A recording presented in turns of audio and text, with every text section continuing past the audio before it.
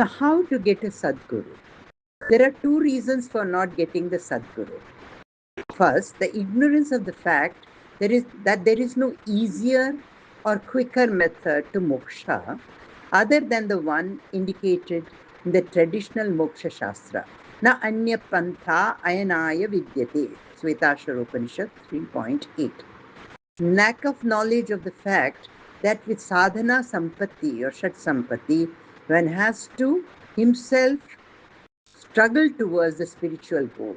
That's what Bhagavad Gita, chapter 6, 5th shloka says. Uddharedatmanatmanam. Besides, the contact with an enlightened master is a matter of God's grace, even for a totally qualified seeker. Hence, a seeker must free himself or herself from the above said deficiencies and seek the grace of God. Now, the next part of the shloka, the third line, says, Pratidinam tat paduka sevyata. That is, every day you have to serve the Guru. Let us understand what is the service to the Guru. What does it mean? Shruti provides the mode of approach to the Sadguru. The seeker of knowledge should offer the dry twigs, samit, to the Sadguru and prostrate. The dry twigs, which are called samit, are meant for offerings into the fire, and it's a symbol of the karma kanda. Now we have said that this, the last sentence we had seen what the shloka, the verse said, that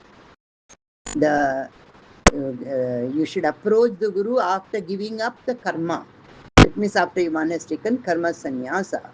So here he takes the dry twigs as a symbol of what he was doing with karma, and he offers it to the Guru, show it by hand, and the seeker of liberation from the bondage of karma understands that there is nothing one has to accomplish with any type of karma, symbolized by the samit. Hence, the seeker surrenders to the Sadguru so that all the karmas be burnt in the fire of knowledge, kindled by the teaching.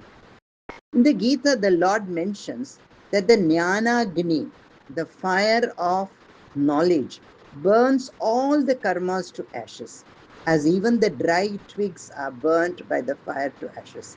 Yathedhamsi samidhogni bhasmasat kurute arjuna jnanagnihi sarva karmani bhasmasat kurute tata.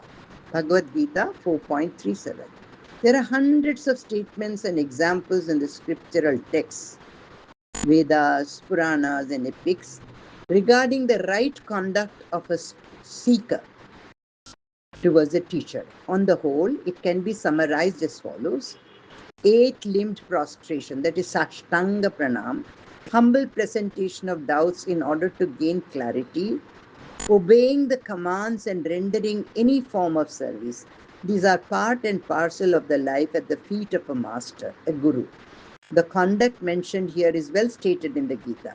Tadvidhi pranipatena pariprashnena sevaya. Gita 4.34. Now, pranipata points to the surrender expressed through prostration. Pariprashna points to the virtue of humility in presenting the doubts, and seva points to devoted service. What makes a seeker a complete disciple is service unto the Guru. A disciple who is not a renunciate sannyasi ought to offer dakshina to one's Guru, which is earned through legitimate means. But the Shastras, particularly Mahabharata Shanti Parva, issues a word of caution. And